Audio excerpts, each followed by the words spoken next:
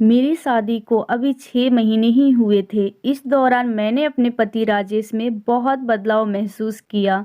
राजेश मुझसे ज़्यादा अपनी भाभी आरती की बातों को तवज्जो देता था। यह बात मुझे बुरी लगती थी। घर की छोटी-छोटी समस्याओं पर भी वो अपने भाभी से बातें करता और मेरी बड़ी से बड़ी बात पर भी ध्यान नहीं देता था। शुरू में तो मुझे लगा कि 10 साल पुरानी भाभी से लगाव तो हर देवर को होता ही है और बीवी के आ जाने के बाद यह लगाव कम हो जाता है। लेकिन राजेश और उसकी भाभी के बीच का लगाव मुझे कभी कम होता नजर नहीं आया। अब तो मुझे यह लगने लगा था कि बात सिर्फ लगाव की नहीं बल्कि दोनों के बीच इससे ज़्यादा ही कुछ है। मेरी जेठानी थी भी ऐसी कि कोई भी मर्द उसे देखते ही उस पर फिदा हो जाए। मुझे उसकी इसी सुंदरता से डर लगता था। मुझे यकीन हो गया था कि मेरा पति भी अपनी भाभी की सुंदरता की वजह से ही उससे दूरी नहीं बना पा रहा है। एक दिन सुबह जब मैं उठी तो देखा कि राजेश अपने भाभी के कमरे से निकल रहा था और मुझे देखते ही वह घबरा गया और सीधे कमरे में जाकर बाथरूम में घुस गया। मैं समझ गई थी कि वह सुबह सुबह राजेश अपनी भाभी के साथ क्या करके बाथरूम में नहाने घुसा है। मैंने जोर से बाथरूम का दरवाज़ा खोला और बोली, राजेश तुम्हें उस औरत के साथ यह सब करना था तो मेरी ज़िंदगी क्यों बर्बाद की? मैं आज ही अपने मायके जा रही हूँ। मेरी यह बात सुनते ही राजेश ने दरवाज़ा खोला और उसने एक जोरदार थप्पड़ मेरे चेहरे पर लगा दी और मुझे खींचते हुए बेड पर ले जाकर पटक दिया और बोला, नीलम आइंदा कभी उस औरत के बारे में ऐसी बात की तो मुझसे बुरा कोई ना होगा। मैं कुछ कहती कि राजेश ने अलमारी से अपने कपड़े निकाला और आंगन में चला गया। मैं बिस्तर पर पड़ी रही लेकिन वह मुझे देखने तक नहीं आया और सुबह का नाश्ता किए बगैर ड्यूटी पर चला गया। आधे घंटे में मैंने भी अपना सामान पैक किया और अपने मायके शीतलपुर के लिए निकल पड़ी। मेरी जेठानी ने पूछा भी कि कहीं जा रही हो। मैंने उसकी बात का कोई जवाब नहीं दिया। मेरे इस तरह जाने की खबर राजेश को भी लग चुकी थी। बस स्टैंड से शीतलपुर की बस पकड़कर मैं शाम तक अपने मायके पहुंच गई। वह मुझे लगातार कॉल कर रहा था लेकिन मैंने उसका कॉल रिसीव नहीं किया और घर पहुंचते ही मैंने अपना फ़ोन स्विच ऑफ कर लिया और अपनी माँ को सारी बातें बताकर रोने लगी। वह बोली, तूने बिल्कुल सही किया नीलम, जो तू यहाँ आ गई। अब तू राजेश के पास तभी जाएगी जब राजेश उस चुड़ैल के मकान से अलग रहने की कसम खा लेगा। आखिर राजेश के पास किस चीज़ की कमी है? कृति नगर में ही उसकी 2 फ्लैट हैं। वह तुझे लेकर अलग क्यों नहीं रहता? मेरी छोटी बहन पिंकी भी मुझे लेकर बेहद परेशान थी। उसकी शादी होने वाली थी, 5 महीने रह गए थे। मेरी हालत देखकर अब वो भी ससुराल के नाम से डरने लगी थी। मेरा छोटा भाई रोहित मुझे इस तरह घर पर आया हुआ देखकर वो भी परेशान हो गया। पिंकी ने रात का खाना बनाया और हम सभी एक साथ ही खाना खाने बैठ गए। खाने के दौरान मैंने अपना फ़ोन ऑन किया ही था कि राजेश का फिर से कॉल आना शुरू हो गया। मेरी माँ ने देखा तो गुस्से में बोली, तू फ़ोन मुझे दे, मैं उससे बात करती हूँ। लेकिन मैंने माँ को फ़ोन नहीं दिया और खाना ख़त्म कर अपने कमरे में आ गई। कमरे में आकर मैंने राजेश का फ़ोन रिसीव किया तो राजेश ने कहा, नीलम तुम अपनी मर्ज़ी से गई हो तो याद रखना कि तुम्हें अपनी मर्ज़ी से ही एक दिन कृति नगर आना होगा। मैं किसी कीमत पर तुम्हें बुलाने नहीं आऊँगा। राजेश की यह धमकी भरी बातें सुनकर मेरा गुस्सा भी 7वें आसमान पर चढ़ गया। मैं बोली, तुम मुझे बुलाने क्यों आओगे? तुम यही तो चाहते थे कि मैं वहाँ से चली जाऊँ। राजेश ने गुस्से से फ़ोन रख दिया। इस बात के 3 महीने गुजर चुके थे। मैं राजेश का इंतज़ार करती रह गई।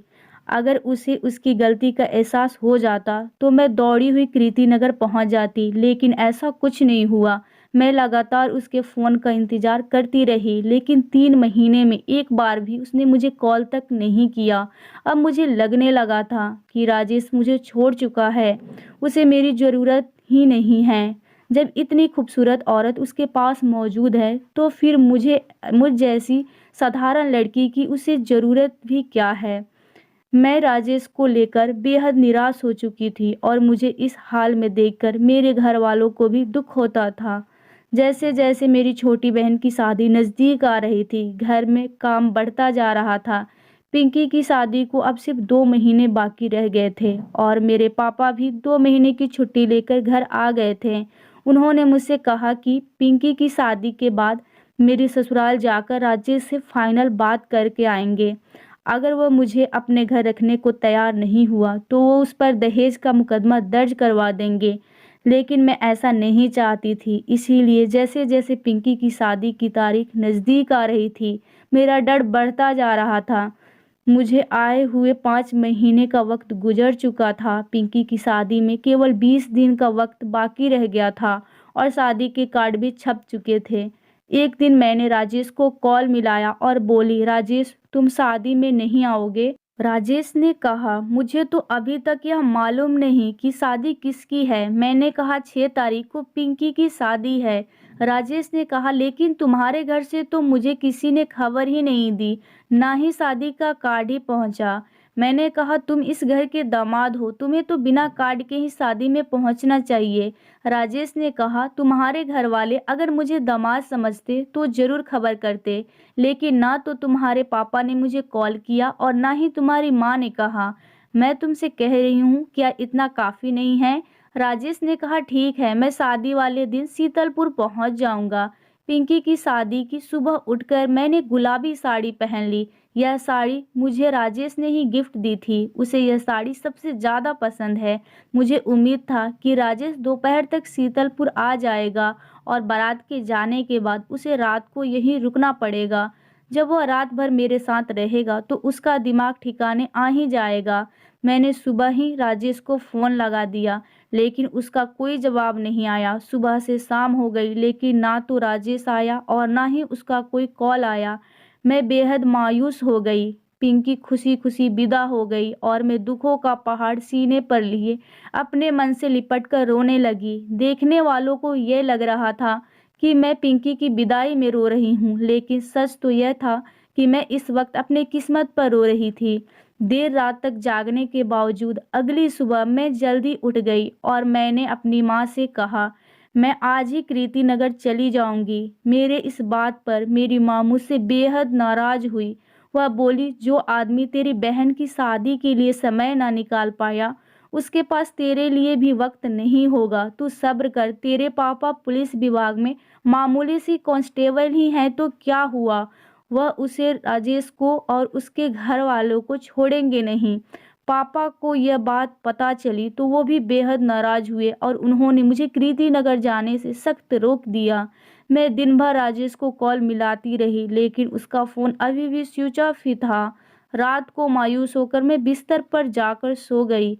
अब राजेश की ओर से कोई उम्मीद बची ही नहीं थी। मुझे पूरा यकीन हो गया था कि जल्दी ही मेरा और राजेश का रिश्ता हमेशा के लिए ख़त्म हो जाएगा। लेकिन तभी अचानक मेरे फ़ोन की घंटी बजी। राजेश का ही फ़ोन था। मैंने झट से फ़ोन उठाया। उधर से राजेश की आवाज़ आई। वह रोता हुआ बोला, नीलम सब खत्म हो गया। मैंने कहा, अभी कुछ खत्म नहीं हुआ है। अगर तुम मेरे घर आकर मुझे यहाँ से ले चलो तो हमारा रिश्ता अभी भी बच सकता है। राजेश ने कहा, मैं अपने रिश्ते की बात नहीं कर रहा। इतना कहकर राजेश फिर से रोने लगा। मैंने कहा, राजेश क्या बात है, तुम इतना रो क्यों रहे हो? राजेश ने कहा, परसों रात भैया और भाभी का एक्सीडेंट हो गया। भैया की मौके पर ही डेथ हो गई और भाभी अभी भी आगरा हॉस्पिटल में हैं। राजेश के मुंह से यह बात सुनकर मेरे तो होश उड़ गए। फ़ोन काटने के बाद मैं घर में यह बात बताई तो मेरे घर में भी मातम छा गया। मेरी वजह से मेरे घर वाले राजेश के भैया और भाभी से नफरत करते थे, लेकिन जब उन्होंने दोनों के इस एक्सीडेंट के बारे में मुझसे सुना तो उन लोगों की सारी नफरत ख़त्म हो गई और पापा ने तुरंत मेरे छोटे भाई को बुलाकर आगरा के लिए गाड़ी बुक करने को कह दिया। सुबह के 4 बजे तक हम लोग आगरा हॉस्पिटल पहुंच चुके थे। मैंने देखा कि मेरी जेठानी की हालत बेहद नाजुक थी। मेरी जेठानी को बच्चा नहीं हो रहा था। तमाम तरह के इलाज करवाने के बाद भी तो वो लोग अलग अलग मंदिरों में मन्नत मांगने जाते थे। 2 दिन पहले ही दोनों पति पत्नी मेहंदीपुर बालाजी दर्शन के लिए गए थे और वापसी में उनकी कार का भयंकर एक्सीडेंट हो गया। मेरे जेठ तो मौके पर ही खत्म हो गए और जेठानी अभी भी कोमा में ही थी। कुछ दिनों तक मेरी जेठानी का इलाज चलता रहा। मेरे घर वाले शीतलपुर जा चुके थे। अब अस्पताल में मेरी जेठानी केवल मेरे भरोसे ही थी। राजेश सुबह ड्यूटी चले जाते और रात को ड्यूटी से लौटते वक्त अस्पताल से होते हुए घर जाते। मैं हॉस्पिटल में रहकर दिन रात अपनी जेठानी की सेवा में लगी रहती। यह देखकर राजेश का बर्ताव भी बदल गया था और फिर से मुझसे बेहद प्यार करने लगा था। मुझे हॉस्पिटल में रहते 1 महीने हो चुके थे। इसी बीच मेरी जेठानी की सेहत में इतना सुधार जरूर हुआ था कि वह होश में आ चुकी थी। उन्हें उनके पति के मरने का पता भी चल चुका था, लेकिन किसी से कुछ बोल पाने की स्थिति में वह नहीं थी। 2 महीने बाद डॉक्टर ने उन्हें छुट्टी दे दी और मेरी जेठानी घर आ गई।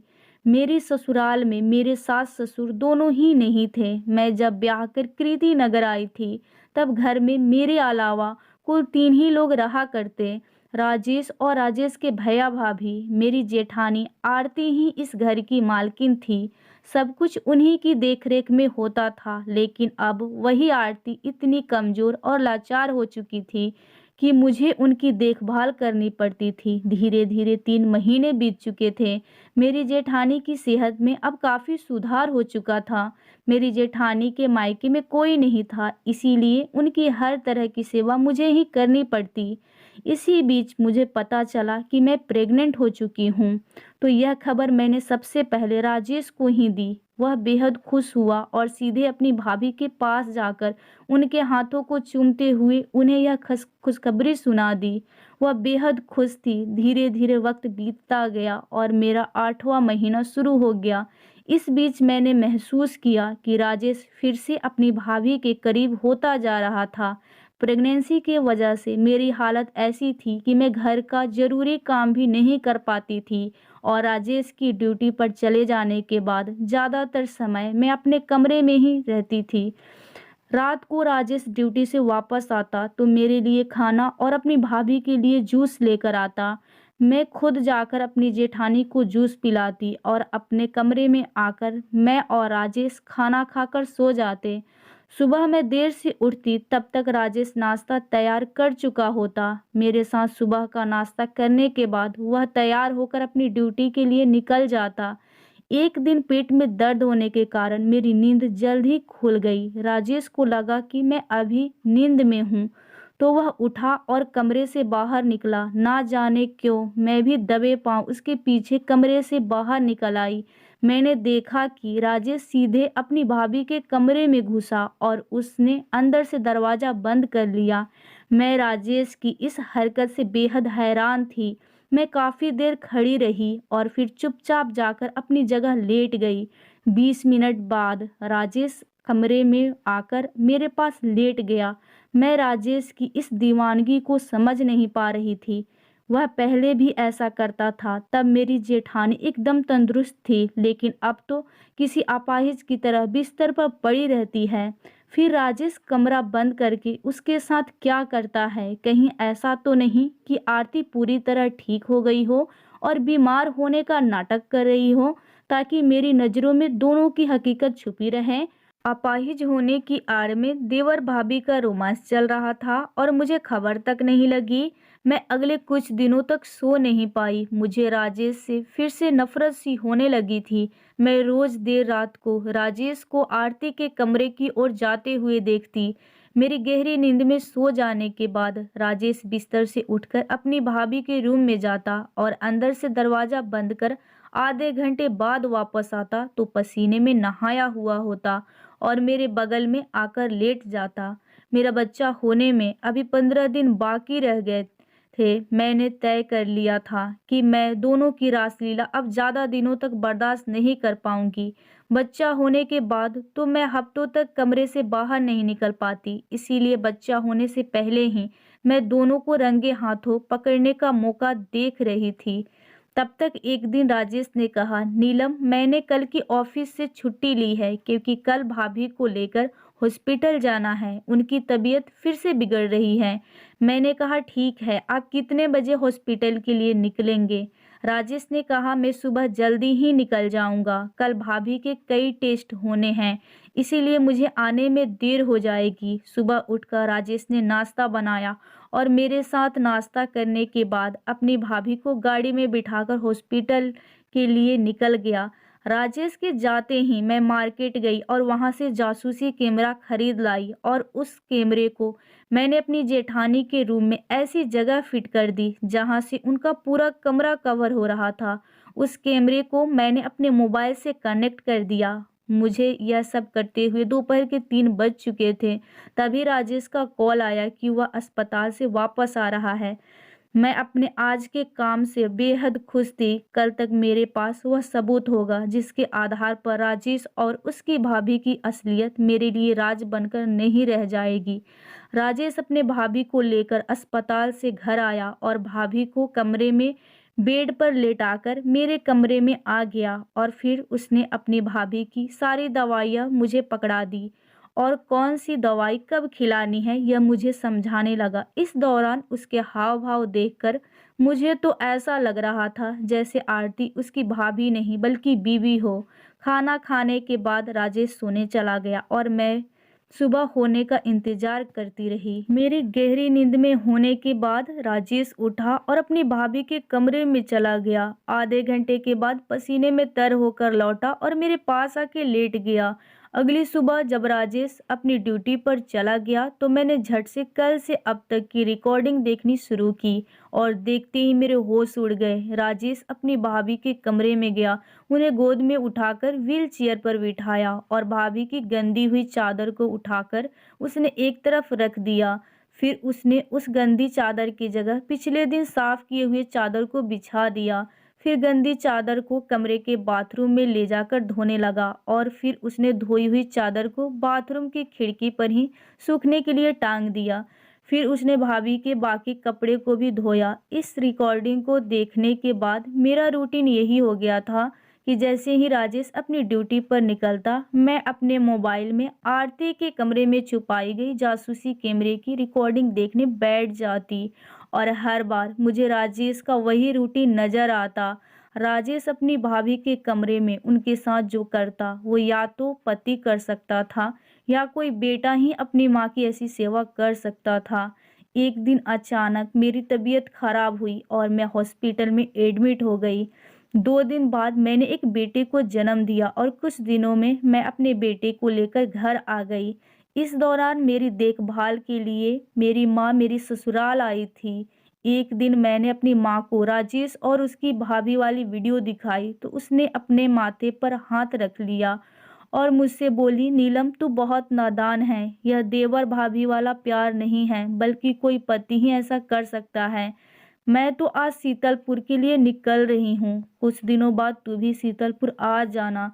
मैं तुझे अब और यहाँ नहीं रहने दूंगी। जिस दिन मेरा लड़का 1 महीने का हुआ उसी दिन मेरी जेठानी की तबीयत बहुत ज़्यादा बिगड़ी और अगले ही दिन हॉस्पिटल में उनकी मौत हो गई। आरती के मौत से राजेश बिल्कुल टूट चुके थे। ऐसा लग रहा था जैसे राजेश की सगी माँ की डेथ हुई हो। कुछ समय बाद एक दिन मैंने राजेश का मूड देखकर उनसे पूछ ही लिया। मैंने कहा, राजेश अब तो भाभी इस दुनिया में नहीं है और मैं जानती हूँ कि तुम उनसे बेहद प्यार करते थे। इतना प्यार तो कोई बेटा भी अपनी माँ से नहीं करता। तुम उनके गंदे कपड़े अपने हाथों से धोते थे, आखिर क्यों? राजेश ने मेरी तरफ देखा और गहरी सांस लेने के बाद बोला, मैंने और मेरे बड़े भाई ने बचपन में बहुत कुछ खोया था। मेरी सगी माँ बचपन में ही मर गई थी और मेरे पापा ने दूसरी शादी कर ली थी। मेरे पापा की मौत के बाद मेरी सौतेली माँ ने मेरे पापा की पूरी प्रॉपर्टी हड़प लिया और हमें दर दर की ठोकरें खाने पर मजबूर कर दी। मेरे भैया ने मजदूरी कर मुझे पढ़ाया लिखाया। 10 साल पहले मेरे बड़े भैया ने आरती से शादी की जो अपने माँ बाप की इकलौती बेटी थी।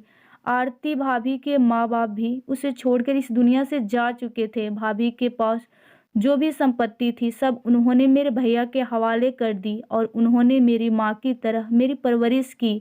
मैंने अपनी सगी माँ को नहीं देखा था लेकिन भाभी ने सगी माँ की कमी पूरी कर दी। 5 साल पहले मुझे निमोनिया हो गया था और महीनों तक मैं बिस्तर पर पड़ा रहा। इस दौरान मेरा ख्याल मेरी भाभी ने ही रखा था। अगर कोई दूसरी औरत होती तो वो मेरे गंदे कपड़ों को हाथ भी नहीं लगाती, लेकिन आरती भाभी अपने बेटे की तरह मेरे गंदे बिस्तर को साफ कर मेरे कपड़ों को धोती। उनके देखभाल की वजह से ही मैं मौत के मुंह से वापस आ गया, लेकिन मेरी देखभाल में इतनी ताकत नहीं थी, इसीलिए मैं अपनी भाभी को बचा नहीं सका। इतना कहकर राजेश मेरे कंधों पर सर रखकर रोने लगा। उसकी यह हालत देखकर मुझे भी रोना आ गया और राजेश को लेकर मेरी सारी गलतफहमियां भी दूर हो गई। मैं खुद को बेहद खुशनसीब समझने लगी कि मुझे राजेश जैसा पति मिला था। फिर मैंने अपनी माँ को भी सारी सच्चाई बताई। उन्हें भी आज अपने दामाद पर बहुत गर्व हुआ।